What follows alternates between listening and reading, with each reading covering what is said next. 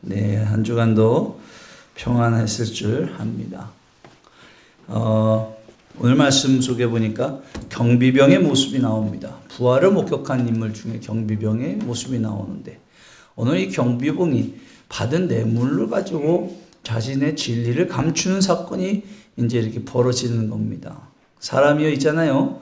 뇌물성 그 돈과 혹은 어떤 내게 물질, 어떤 내게 이렇게 누군가가 나한테 그냥 뇌물성 이제 물질이나 어떤 나한테 뭐 줄 수 있는 무언가를 우리에게 주면서 자신의 이익을 얘기할 때 굉장히 이건 조심해야 되는 거죠.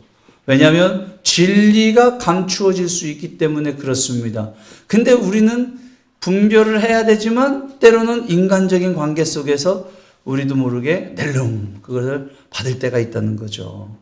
그러면 어떤 결과가 나타나냐? 오늘 경비병의 모습이 나타나는데, 오늘 이 경비병의 모습을 통해서 저는 여러분들과 한번 은혜를 나누고자 합니다. 여러분, 마태복음 부활의 사건은요, 이 사건을 증언하는 복음서 가운데 매우 독특한 기록이 하나 있습니다. 무슨 기록이 있냐면 바로 경비병의 복음입니다. 마태, 마가, 누가, 요한복음에는 경비병의 소식이 없어요. 근데 이 마태복음에만 이 경비병의 기록이 독특하게 하나 더 붙여져 있습니다. 그것이 바로 이 등장하지 않는 인물을 등장시키면서 마태가 무엇을 말하고자 하였는가, 우리는 이 의도를 좀 파악을 해야 됩니다. 마태복음 빼고 마가, 누가, 요한복음에는 등장하지 않는 이야기. 마태는 의도적으로 이것을 기록하였습니다. 왜입니까?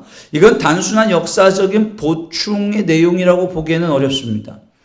마태의 의도가 여기에 숨겨져 있는 거죠.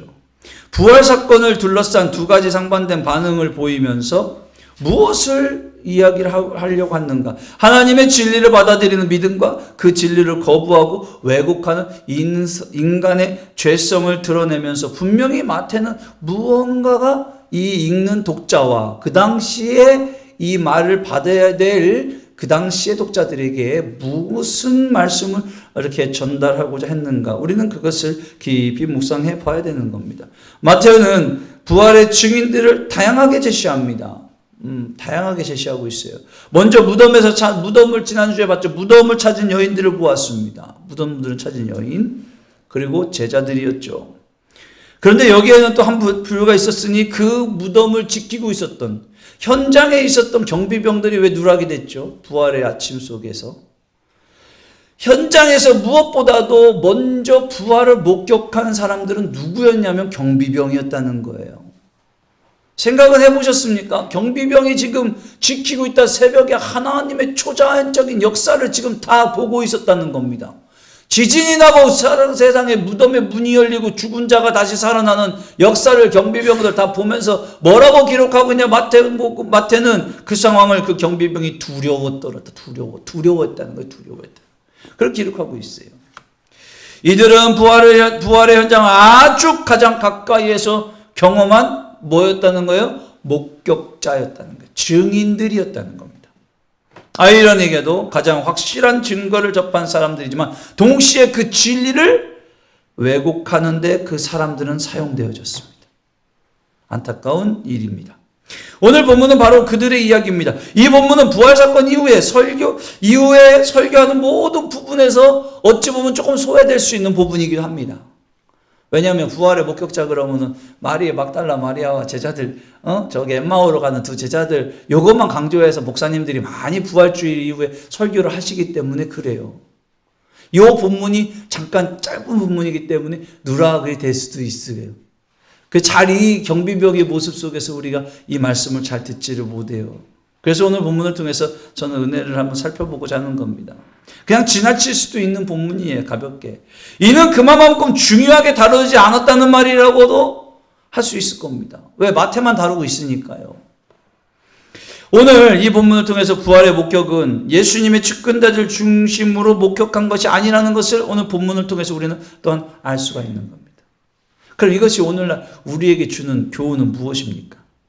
여러분, 오늘 말씀해 보니까 부활의 현장에 있었던 또 하나의 증인들이 있었습니다. 또 하나의 진영, 경비병이죠. 본문 11절을 같이 읽어보겠습니다. 시작. 여자들이 갈 때 경비병 중이 여시의 성에 들어가 모든 된 일을 누구에게 알리냐? 그들이 이제 모여서 장로들과 함께 모여 의논하는 거죠. 여기서 장로라고 했을 때는 원로예요. 로마의 원로, 교회의 원로. 그 대제사장들과 장로들과 함께 모여서 의논을 하더라는 거죠. 본문 11절 이렇게 시작합니다. 여자들이 갈 때에 경비병 중 몇이 성에 들어갔다. 여기서 우리는 중요한 사실 하나 발견하게 됩니다. 그게 뭐냐면 경비병들은 단순한 주변 인물이 아님을 알 수 있습니다. 부활 사건의 현장의 증인이었습니다. 증인. 현대에서도요, 어떤 사건이 벌어지면 증인의 증언이 그렇게 중요합니다. 법정에서 증인 한 명 잘못 세움으로 증인이 잘못 발언함으로 이 심판이 바뀌어지는 거예요. 지금 증인의 논쟁이 붙었어요.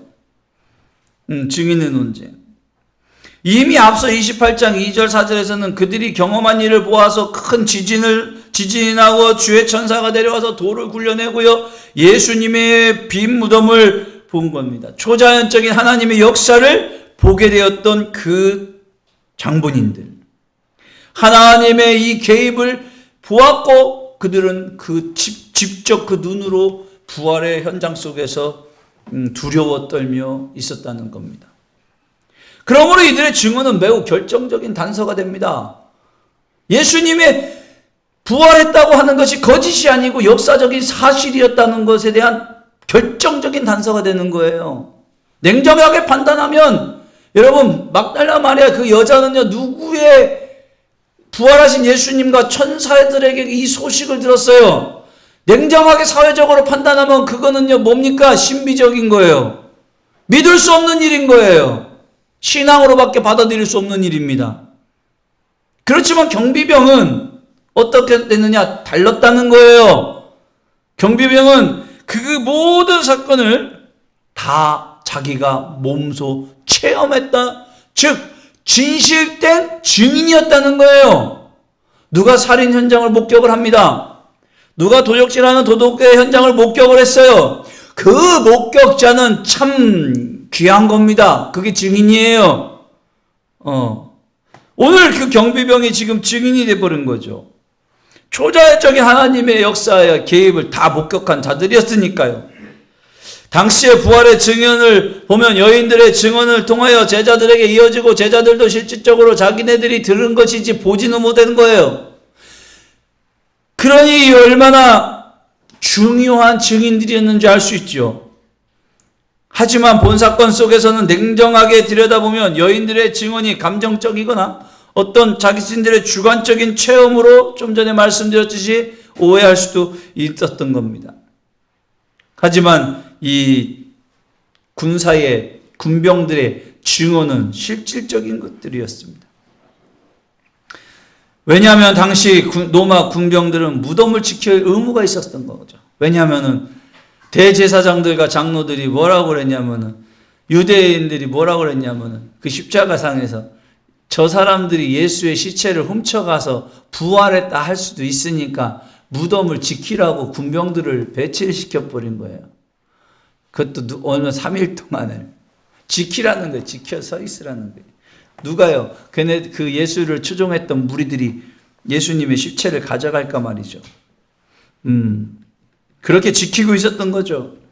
그런데 그들이 지키고 있었던 그 무덤에 하나님의 초자연적인 부활의 사건이 있었으니 안식 후 첫날 새벽에 이런 놀라운 일을 경험하게 되는 거죠. 어찌 보면 최초의 부활의 목격자인 셈입니다. 최초의 목격자인 겁니다. 당시 로마 고인은 거짓을 보고할 경우에 생명을 잃을 수도 있는 아주 그런 위치에 있었기 때문에 그들은 보고를 정확하게 할 수밖에 없었어요. 그 병사들은 거짓이 없이. 그들은 이제 정확하게 예수님의 부활 사건을 사실대로 보고해야만 했습니다. 이 사건을 통해서 우리는 알 수 있는 한 가지 사실을 또한 깨닫게 되어주는 겁니다. 무슨 의미냐면 하나님께서 부활의 사건을 은밀하게 감추시지 아니하셨다는 것을 본문에서 우리는 알 수 있게 되어지는 거예요. 이 경비병의 모습을 통해서. 부활의 사건은요, 예수님이 은밀하게 감추지 않으셨어요. 하나님이 은밀하게 감추지 않으셨어요. 세상을 통하여, 다양한 계층을 통하여 하나님은 부활의 소망 가운데 이 세상의 구속의 역사를 드러내셨다는 거예요. 즉 다양한 계층의 증인들을 통해서 공적으로 부활을 드러내셨다는 겁니다. 숨기지 않으셨다는 거예요. 그래서 요즘은 부활하신 예수님에 대해서 우리는 증거하는 겁니다. 그래서 우리가 믿는 믿음은 부활의 믿음인 거예요. 부활의 신앙. 내 신앙을 점검하고자 싶은 분들은 이 고린도전서에 보면 부활의 신앙의 15장이 너무 잘 나와 있어요. 거기를 들어가서 내가 진짜 부활의 신앙인가를 점검해보면 내 신앙을 바로 알 수 있는 거예요. 그 부활의 신앙이 내게 있어야 되는 거예요. 그리스도의 십자가의 피 흘림의 피 뿌림의 구속의 은혜를 받고 내가 십자가에 죽고 내가 예수와 함께 살고 다시 부활을 했다. 부활의 소망을 믿는 거예요. 여러분 이 믿음이 있어야 되는 거예요. 이 믿음이 성령으로 와지면서 믿어지는 믿음 가운데 있어야 되는 겁니다. 이 믿음이 저와 여러분들을 낙원에 이르게 할 거란 말입니다. 허튼 믿음이 아닌 겁니다. 그렇기 때문에 우리의 믿음이 진실된 겁니다. 그래서 우리의 믿음이 거짓된 것이 아닙니다. 이처럼 부활은 온 인류를 향한 하나님의 구원의 완성이었음을 우리는 알게 되어지는 겁니다. 여러분 우리에겐 부활의 소망이 있습니다.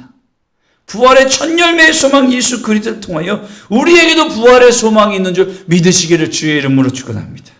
부활의 믿음이 있는 거예요. 믿음은 이 부활의 사건이 있어야 되는 거예요.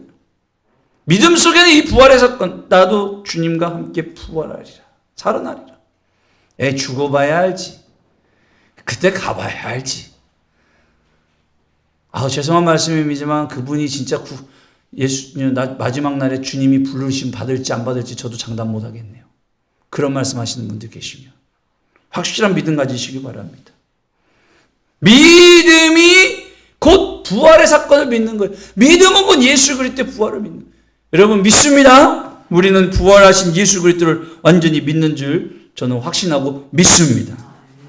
나중에 가서 저한테 목사님 그때 왜 그러셨냐고 저한테 따졌다 물었다 소용없어요. 그땐 이미 끝나버린 거예요. 소용없어요. 분명히 저는 말씀드렸어요. 경비병이 목격한 부활하신 예수를 여러분들이 만나시라고 저는 분명히 말씀해왔고 그 경비병의 증언이 첫 증언이 굉장히 진실된 증언인데 그것이 오늘날 우리의 증언이 된다는 사실을 저는 분명히 오늘 말씀을 통해서 여러분들에게 전달해 드렸어요. 나중에 가서 주님이 물으시걸랑 제 핑계 대지 마세요. 여러분 우리는 이처럼 부활의 증인이 되어야 되는 거예요. 부활의 증인. 얼마나 복된 삶입니까? 또한 부활의 보고를 들은 자들의 반응은 어떤지 아십니까? 이 군인들이 총독에게 먼저 달려간 게 아니라 이 총독보다도 대제사장과 그 장로들에게 먼저 달려갔더라. 왜 그랬을까요?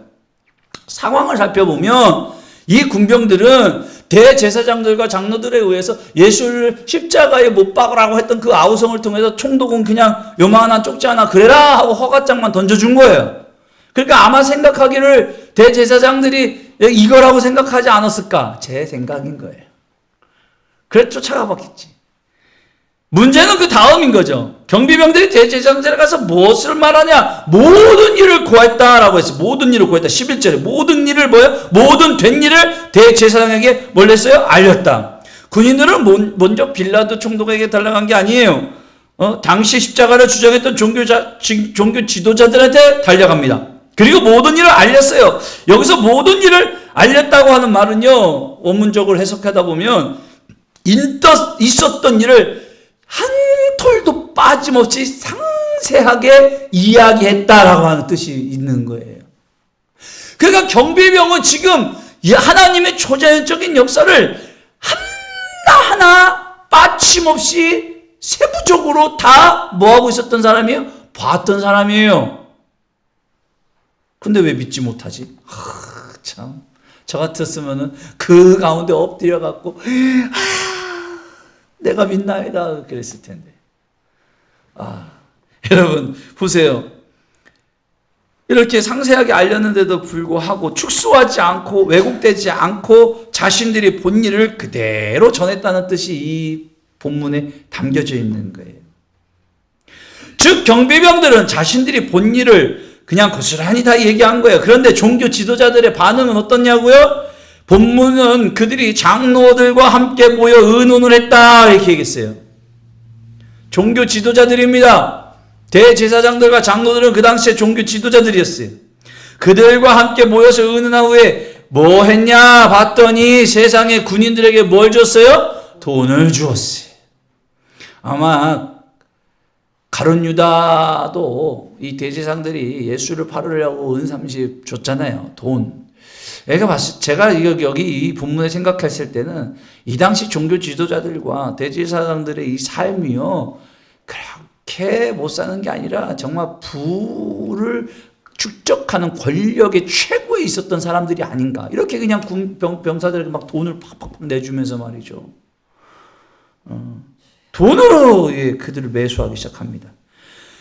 그래서 돈을 주고 이렇게 말합니다. 그의 제자들이 밤에 와서 우리가 잘 때 그들이 뭐라고요? 도둑질 해갔다 해라. 참 마음 쓰린 말씀입니다. 다 같이 읽어보겠습니다. 13절 시작. 이르되 너희는 말하기를 그의 제자들이 밤에 와서 우리가 잘 때에 그를 도둑질하라. 한참 씁쓸한 말입니다. 이 장면은 매우 충격적입니다. 왜냐하면 그들은 이미 사실을 들었기 때문에 그래요. 그리고 부활이 일어났다는 사실을 그들이 들었음에도 불구하고 분명히 실질적인 사건이었음에도 불구하고 그들은 끝내 받아들이지 않으려고 했어요. 끝내 받아들이지 않았어요. 분명히 십자가상에서 야 네가 하나님의 아들이거든 한번 내려와 봐라. 한번 구원 하나 보자. 라고 얘기했던 그들이 경비병의 세심한 소리를 듣고도 믿지 않았어요. 이게 사람의 마음이에요. 이게 사람이에요. 이게 죄 아래에서의 인류의 모습이에요. 이 때문에 우리 예수님이 오늘 부활하신 거예요. 이 때문에 예수님이 십자가를 지신 거예요. 사랑하는 성도 여러분, 그들은 그 자리를 무릎 꿇지 않았어요. 오히려 그 진리를 조직적으로 은폐했어요. 왜곡시켰어요. 사실을, 진리를 왜곡되게 말했어요. 돈을 줘가면서 넌 이렇게 얘기하라. 그 입술에 거짓까지 넣어 주었어요. 이야, 대단한 일입니다. 마태의 필체를 이 원문적으로 좀 더 깊이 이해하다 보면 마태복음에서 이 원어 헬라적으로 이걸 찾아보면 이런 의미가 있어요. 이미 일어난 사건처럼 꾸미는 표현입니다. 실제로는 일어나지 않는 일을 이미 일어난 일 사실처럼 조작하는 것입니다. 이렇게 주석이 되고 있어요. 이미 일어난 사건처럼 꾸미는 표현, 이미 일어난 사실처럼 조작하는 말, 이것이 뭐냐? 우리가 잠잘 때라는 말이에요. 이게 어법이 맞지 않아요. 이건 현재 분사형 형태로 쓰이는 단어인데요. 우리가 자고 있는 동안이라는 의미입니다. 우리가 자고 있는 동안이라는 의미예요. 그러나 이 표현은 스스로 모순을 일으킵니다. 잠을 자고 있었다면 누가 와서 무엇을 했는지 어떻게 알 수 있습니까? 그죠? 내가 잠자고 있는데 부활하셨는지 무덤이 열렸는지 장독이 깨졌는지 어떻게 알고 있어요? 모순되는 말을 하는 거예요. 그런 모순되는 말을 하면서 대제사장들과 장로들 그리고 또 뭡니까 경비병들의 이야기를 마태는 세심하게 드러내면서 고발하고 있는 거예요. 당시에 이렇게 부패했던 모습들을.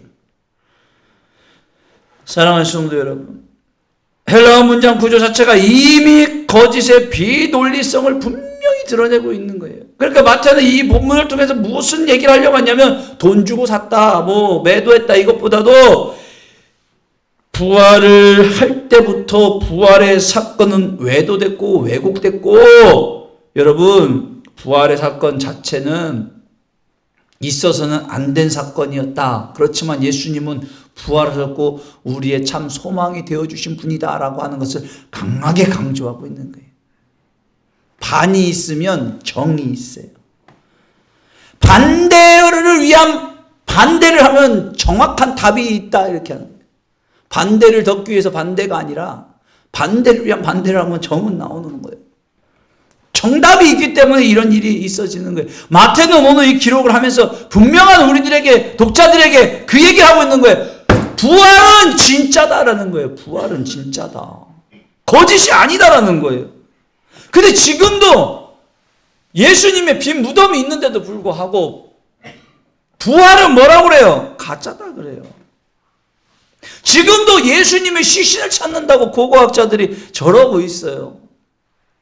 그러고 뒤지고 다니는 사람도 있더라는 거죠.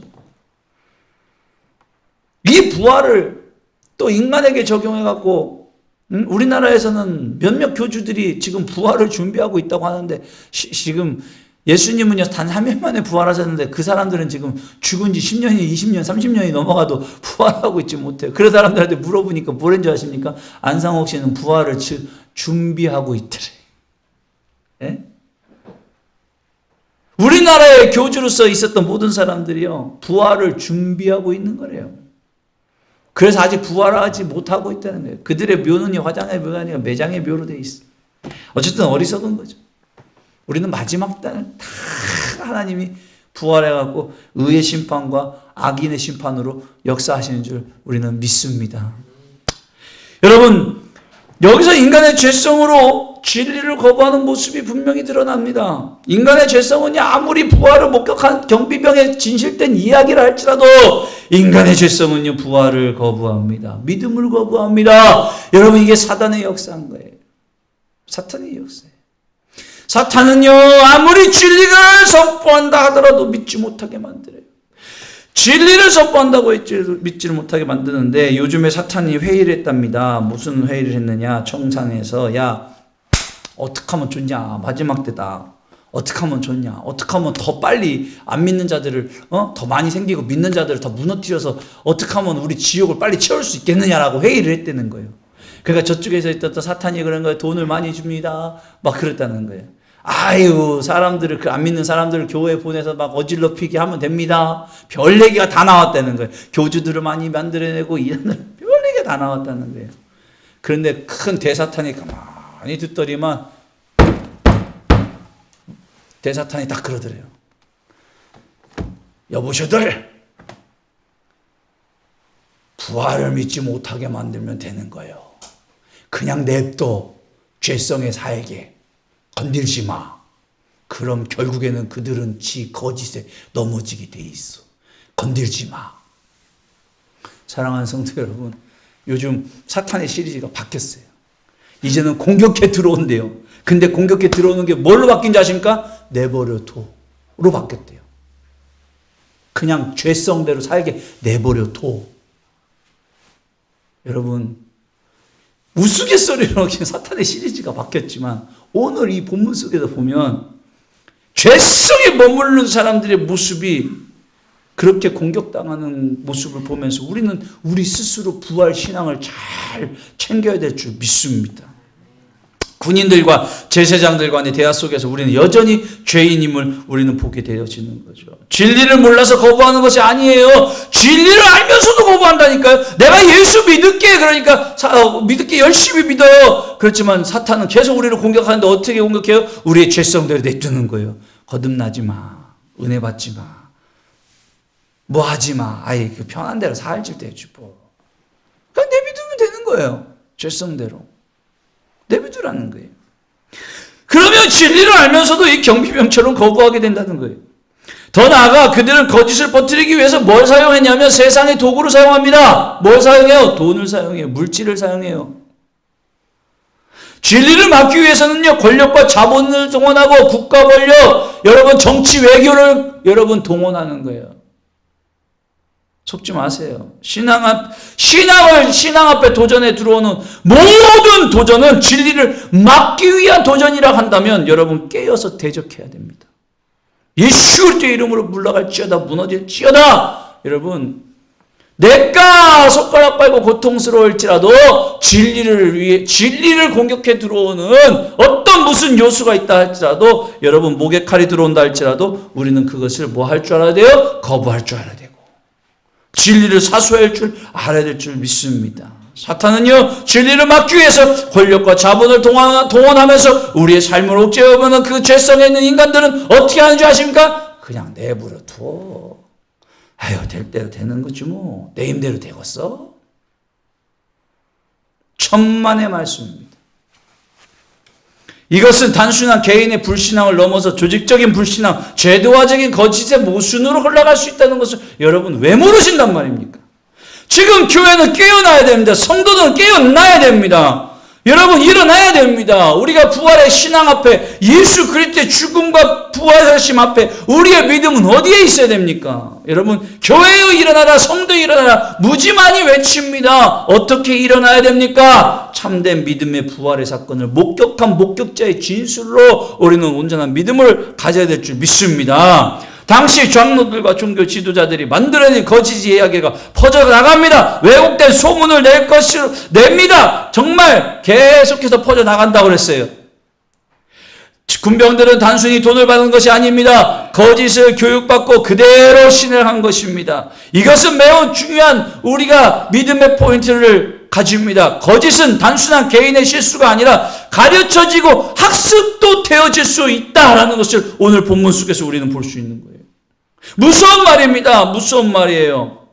그래서 진리가 바로 선포되어야 되는 거예요. 이걸 보고 다시 말하면 쇠뇌 된다 그래요. 쇠뇌. 이단들은 이렇게 쇠뇌를 시킵니다. 여러분 돈을 주면서 사람을 데리고 오라고 합니다. 이게 말이나 되는 소리입니까? 이벤트를 벌립니다. 이벤트에 당첨됐대요. 얼마를 준대요. 그만 돈을 준대요. 여러분 속지 마십시오. 이유 없는 공짜는 없습니다. 누군가가 공짜로 나에게 선의를 베풀고 무언가를 주면서 아이 괜찮아 해보고 써보고 다음에 해도 돼 라고 얘기한다면 그 사람은 거짓이 있는 거예요. 속지 마세요. 속지 마세요.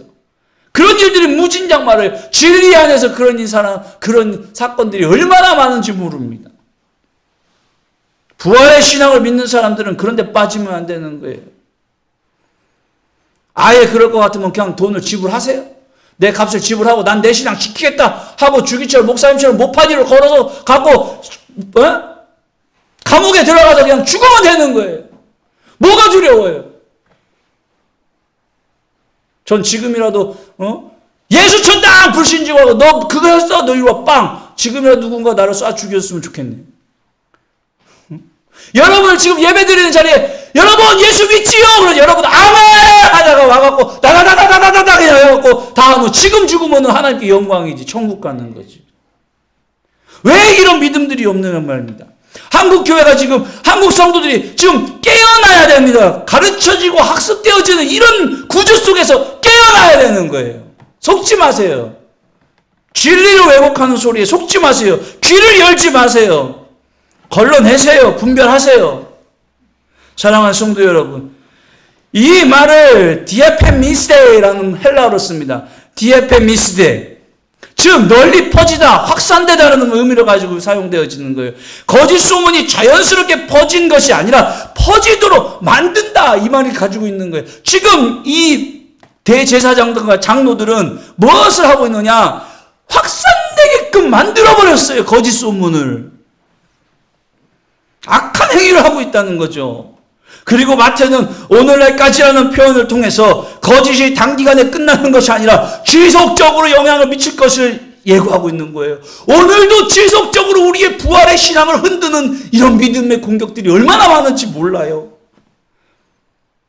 14절 15절 읽어볼게요. 14절 15절입니다. 시작. 만일 이 말이 총독에게 들리면 우리가 권하여 너희로 근심하지 않게 하리라 하니 군인들이 돈을 받고 가르친 대로 하였으니 이 말이 뭐예요? 오늘날까지 유대인들 가운데 두루 퍼져나가더라는 거예요. 퍼져나가더라는 거예요. 여러분 거짓 이야기가 단순한 개인적인 차원에서 머물지 않고 사회적으로 확산되는 것을 볼 수 있어요. 한 교회가 어렵고 힘들고 서로 무너지는 거는요.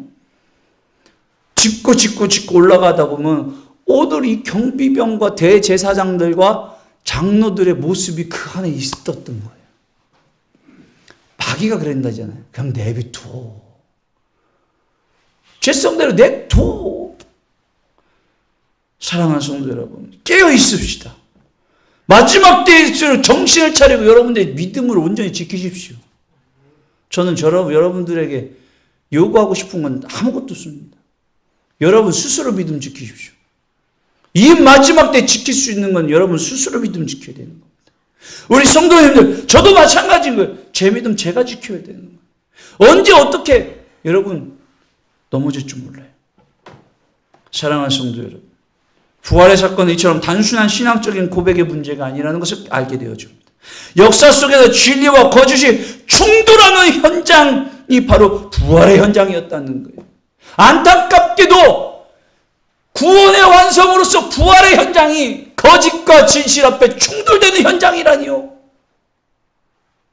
오늘날도 이토록 우리들의 신앙을 흔들고 있는 뭔가 세상에 요동치는 일 때문에 여러분 마음 아파하십니까? 왜 이러냐고 그러십니까? 여러분, 오늘 이 부활의 현장 속에서 우리는 좀 위로를 받기를 소원합니다. 흥미로운 점은 이 거짓 이야기 자체가 논리적인 모순이라는 거예요. 세상은 모순에 빠져 있어요. 자기 모순에 빠져 있어요. 우리가 잘 될 때에 제자들이 시체를 훔쳐갔다. 잘 때에 제자들이 훔쳐갔다고요? 잠을 잔 상태에서 어떻게 그 사실을 알 수 있습니까? 더 나아가 로마 군병이 근무 중에 들었다는 것은 중대한 범죄입니다. 왜? 근무 중에 그랬다? 그거는요, 바로 잡혀서 죽어요. 총독한테 가면 죽어요. 왜? 총독한테도 가서 뭐라고 얘기해야 될 거예요? 거짓말해야 될 거 아닙니까? 성경에서는 이들이 총독 앞에 갔는지 안 갔는지, 총독 앞에 죽었는지 안 죽었는지 기록이 없어요. 그런데 제가 봤을 때는 그 군병들은요, 군인 소속이었기 때문에 어찌된 일이야? 다시 물었을 거예요. 그럼 가갖고 총독 앞에서도 돈을 받았기 때문에 뭐라고 얘기했어야 됐을까요? 아이고, 발발발발 떨면서 거짓말을 얘기하지 않았을까요? 진리를 거부하는 인간은 결국 모순 속에 들어갈 수밖에 없는 거예요. 거짓은 또 다른 거짓을 낳고 결국 거짓을 진실로 만들어야 하기 때문에 스스로 무덤을 팔 수밖에 없는 상황이 벌어지는 거예요. 스스로가 문제가면서 무너지는 상황이 벌어지는 거예요. 여러분, 오늘 본문을 보면서 마태가 유독 이 경비병의 보고를 기록한 이유가 분명히 있다는 거예요. 부활은 단순한 신앙적 체험이 아니라 역사적 사건이며 동시에 그 사건 앞에서 인간이 어떻게 반응을 보여주는지를 나타낸다는 거예요. 사랑하는 성도 여러분, 부활의 신앙 흔들리지 않기를 주의 이름으로 축원합니다. 저와 여러분들 믿는 예수님은 저와 여러분들을 위해서 살아나셨다는 거예요. 이걸 못 믿겠거든 교회를 떠나시든지 아니면 부르짖고 내가 구원받아야 되겠다고 내 속에 있는 거짓의 영을 물리쳐달라고 눈물을 흘려 나에게 믿음을 달라고 끝까지 구원을 붙잡고 내 영은 주님 앞에 가시든지, 우리는 진리 앞에서 두 가지 길밖에 없어요. 잘 판단하셔야 돼. 근데 내가 이렇게 봤을 때 저기 옆 동네는 있을지 모르겠는데 우리 여기 이 동네 우리 교회는 한 분도 그런 분들 없어. 다 예수 믿고 다 주님 나라 가실 분들만 여기 앉아 계신 것 같아. 할렐루야. 여러분, 그렇습니다. 우리가 같은 부활을 보고도 여인들은 두려움과 기쁨으로 주님께 나가갔어요. 그들은 직접 목격한 자들이 아니었는데도 불구하고 천사와 예수님, 부활하신 예수님이 전해준 소식을 듣고 말씀을 믿고 갔는데도 불구하고 그들은 부활 시간 가운데 구원받았어요. 그런데 경비병은 다 봤잖아요. 자기 눈으로. 그런데 가깝고는 한다는 짓이 세상에 돈 받고 거짓을 팔아버려요. 예수님을 이야, 경비병들은 침묵을 강요당했습니다. 부활은 모든 사람에게 동일하게 주어집니다. 여러분, 저와 여러분들은 이미 말씀을 듣고 오늘 말씀을 듣고 그렇지, 이야 우리 주님 멋지다, 내 믿음 진짜 좋다, 아멘 이러고 있지만 세상 사람들도 부활을 다 알아요. 다 주어졌어요. 왜? 부활절이면 계란 나눠주잖아요. 부활절날 전도하잖아요. 다 안단 말이에요. 분명히 다 세상에게 주어졌어요. 근데 그에 대한 반응은 어떻게 나타나냐? 전혀 다르게 나타나죠. 이 본문은 우리에게 부활의 증거가 부족해서 믿는 것이 아니라는 것을 보여줘요. 오히려 부활의 사실을 확실하게 드러낸다는 겁니다. 문제는 증거가 아니라 마음의 믿음에 있다는 것을 여러분 깨달으실 수 있기 바랍니다. 진리를 받아들이려 하는가 아니면 끝까지 거부하려 하는가 이것이 문제인 거예요. 우리는 그 진리신 예수를 다 받아들였고 그 안에서 거듭난 주의 백성들이 되었습니다. 여러분 흔들리지 마세요. 저와 여러분들의 믿음이 흔들리면요 사단이 좋아하는 거예요. 지옥을 채우는 거예요.